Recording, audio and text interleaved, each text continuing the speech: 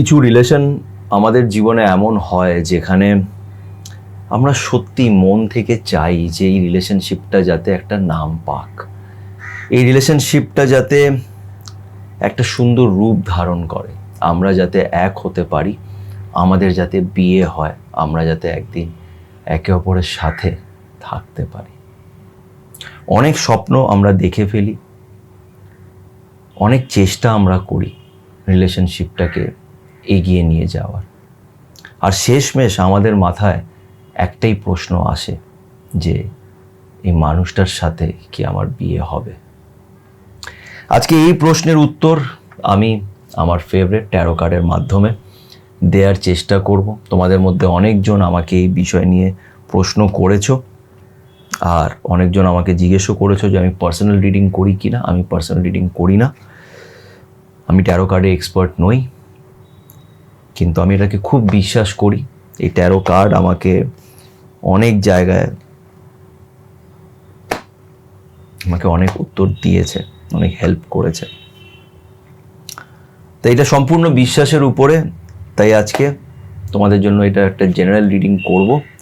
তোমাদের চোখের সামনে দুটো কার্ড থাকবে, যেই কার্ডটা তোমাদের বেশি অ্যাট্রাক্ট করছে সেই কার্ডটাকে তুমি চুজ করো। একটু সময় নাও, চোখ বন্ধ করে পজিটিভ থেকে দেখো কোন কার্ডটা তোমাকে বেশি অ্যাট্রাক্ট করছে, সেটাকে চুজ করতে পারো। এবং যদি তোমাদের মনে হয় যে না, কোনো কার্ডই আমি চুজ করতে পারছি না, তাহলে দুটো কার্ডের রিডিংই দেখতে পারো। যেই কার্ডের রিডিংয়ে সিচুয়েশনটা তোমার সিচুয়েশনের সাথে ম্যাচ করবে, বুঝে নিও সেটা তোমার রিডিং। আমি এর আগেও বলেছি, আমরা কার্ডস চুজ করি না, কার্ডস আমাদের চুজ করে। এই মুহূর্তে যদি এই ভিডিওটা তোমার চোখের সামনে এসে থাকে, তাহলে হয়তো ইউনিভার্স তোমাকে কিছু মেসেজ এই কার্ডের মাধ্যমে দিতে চাইছে। তো চলো আর সময় নষ্ট না করে আজকের এই ভিডিওটা শুরু করা যাক। ওকে, তো তোমাদের সামনে এই মুহূর্তে দুটো কার্ড রাখা আছে, যেটা তোমরা দেখতে পাচ্ছ। যে কোনো একটা কার্ড সিলেক্ট করো। আমি আগে কার্ড নাম্বার 1-এর রিডিংটা করব। কার্ডস আমার হাতে আছে, তো পজিটিভ থেকে কার্ড নাম্বার 1 যারা সিলেক্ট করেছো তাদের রিডিংটা আমি শুরু করছি।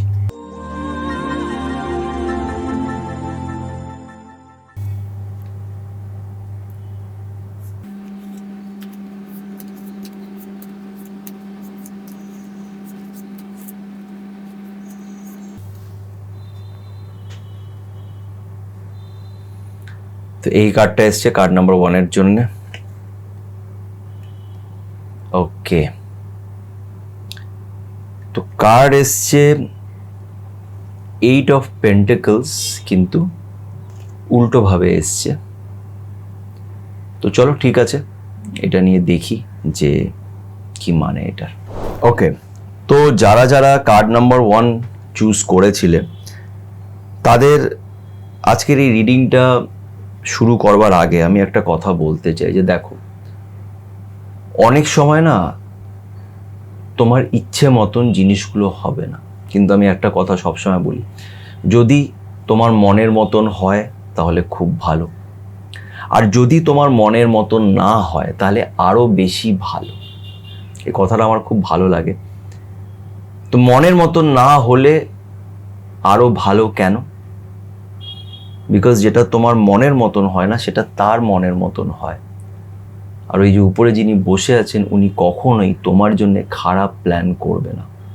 যেটা তুমি দেখতে পারছো না, সেটা উনি দেখতে পারছেন। উনি জানেন যে আগে ভবিষ্যতে কি হতে চলেছে। আমি মানছি আজকে এই মুহূর্তে এই মানুষটাকে নিয়ে তুমি অনেক স্বপ্ন দেখে ফেলেছো। কেউ চায় না নিজের ভালোবাসাকে এসে যেতে দিক, কেউ চায় না নিজের স্বপ্নগুলোকে ভাঙতে। কিন্তু এটাও সত্যি যে উপরে যিনি বসে আছেন, তিনি তোমার জন্য বেস্ট প্ল্যান করে রেখেছে। উনি জানেন যে পরে যে মানুষটা তোমার জীবনে আসবে, সে তোমায় অনেক খুশি রাখবে। এবার বিষয়টা হলো, যেই মানুষটার জন্য আজকে তুমি এই ভিডিওটা দেখছো, সেই মানুষটা নিজের লাইফে অনেক কনফিউজড। এই মানুষটা কখনোই এই রিলেশনশিপটার জন্য সেই এফর্টটাই দেয়নি, কোনো এফর্ট সে দিতে চাইছে না। তার মাথায় হয়তো এটা আছে যে এই রিলেশনশিপের কোনো ফিউচার নেই। থাকে মাঝে মাঝে আসে তোমার সাথে, তোমাকে দেখায় যে সে তোমাকে ভালোবাসে, but this person is not serious about it. Serious নয়, সে দোনো মনোইতে আছে, ঠিক আছে দেখা যাক, হবে, চলবে, অনেক কনফিউশন, কোনো কমিটমেন্ট সে দিতে চাইছে না। আরেকদিকে তুমি নিজের তরফ থেকে চেষ্টা করে যাচ্ছ, বুঝতেই পারছো না মানুষটা কি চায়, মানুষটা নিজেই জানে না যে সে কি চায়, তার কোনো ইন্টারেস্ট নেই। তাই আমি বলবো এই মানুষটার সাথে তুমি খোলাখুলি কথা বলো, কথা বলে দেখো সে কি চায়। যদি কথা বলে মনে হয় যে তার একটা নেগেটিভ অ্যাঙ্গেল আছে, নেগেটিভ দিকে সে যাচ্ছে বা বলছে বা কথা ঘোরাচ্ছে, অজুহাত দিচ্ছে, এক্সকিউজ দিচ্ছে, তাহলে আস্তে আস্তে এটার থেকে বেরানোর চেষ্টা করো। কেন, যতদিন তুমি থাকবে এই মানুষটা তোমাকে অজান্তেই কষ্ট দিতে থাকবে। আর সবচেয়ে বড় প্রবলেমটা কী হয় জানো, আমাকে অনেকজনই তো কন্ট্যাক্ট করে, একটা মানুষের পিছনে আমি অনেক স্বপ্ন আর আশা নিয়ে চেষ্টা করতে থাকি, এটা ভেবে যে একদিন হয়তো সেই মানুষটা আমার জীবনে ফিরে আসবে, আমাকে বুঝবে, কিন্তু সেই মানুষটা চট করে বেরিয়ে যায় অন্য কারোর সাথে। আর তখন মারাত্মক রাগ ওঠে, তখন শুরু হয় লড়াই, আর এই লড়াইটা ভয়ানক, এটা তোমাকে ভেতর থেকে একদম ড্যামেজ করে দেবে। তাই সেই অবধি যাতে পরিস্থিতি না যায়, এটাকে এখানেই তার সাথে কথা বলে এটাকে থামানোর চেষ্টা করো। আই এম রিয়েলি সরি, এটা একটু নেগেটিভ রিডিং এসছে, বাট যেটা এসছে আমি সেটাই বলবো। আমি কতটা ঠিক আমি জানি না, আমাকে কমেন্ট করে জানিও। ওকে, সো যারা যারা কার্ড নাম্বার 2 সিলেক্ট করেছো তাদের রিডিংটা আমি স্টার্ট করব। দেখা যাক কার্ড নাম্বার 2তে কী বেরোয়।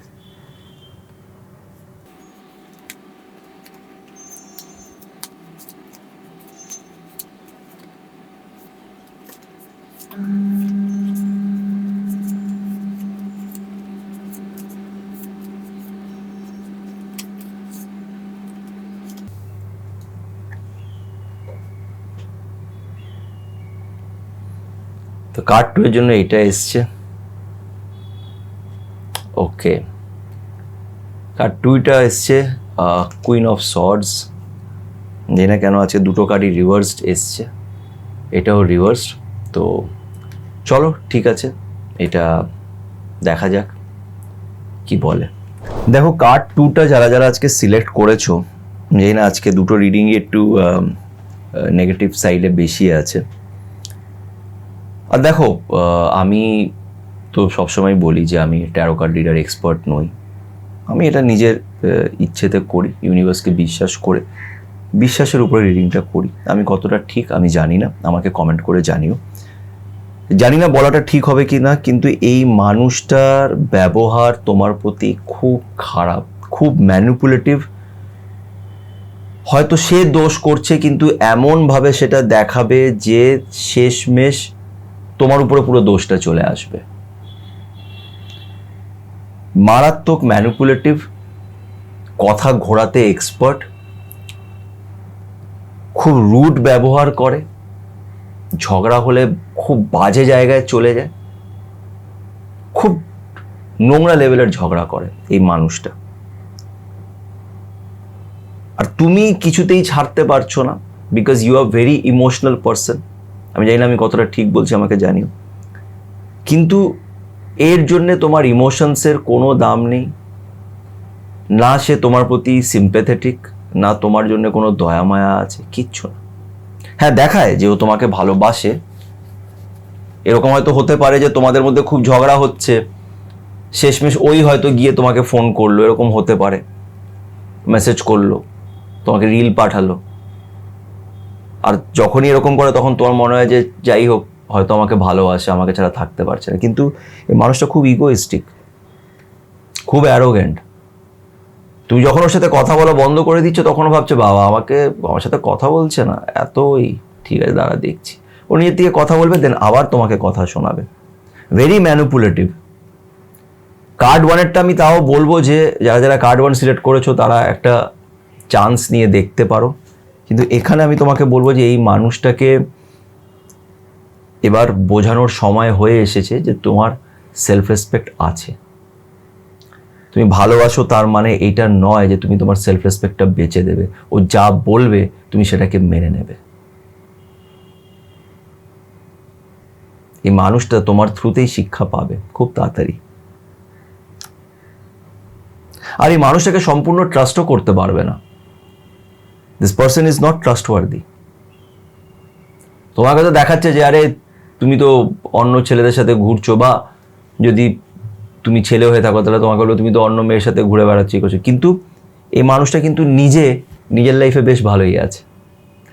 দেখাচ্ছে যে একদম খুব বাজে অবস্থায় আছে, তুমি ভালো অবস্থায় আছো, এরকম তোমার উপরে চড়িয়ে দেবে। আমি জানি না আমি কতটা ঠিক বা আমি কতটা ভালো ঠিক রিড করছি, কিন্তু যেটা বুঝতে পারছি সেটাই বলছি।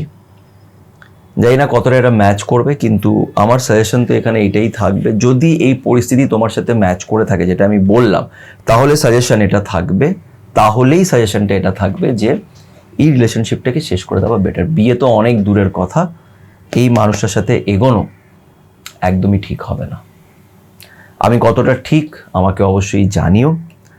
রিডিংটি যদি ঠিক মনে হয়ে থাকে, ভালো মনে হয়ে থাকে, তাহলে ভিডিওটা লাইক করো, এবং আমি আরও অনেক টপিক্সে ভিডিও বানাই রিলেশনশিপস নিয়ে, তো সেই ভিডিওগুলোকে দেখো, এবং আমার চ্যানেলের সাথে সুমন্তকে অবশ্যই সাবস্ক্রাইব করো। সাবস্ক্রাইব না করে কিন্তু যেও না।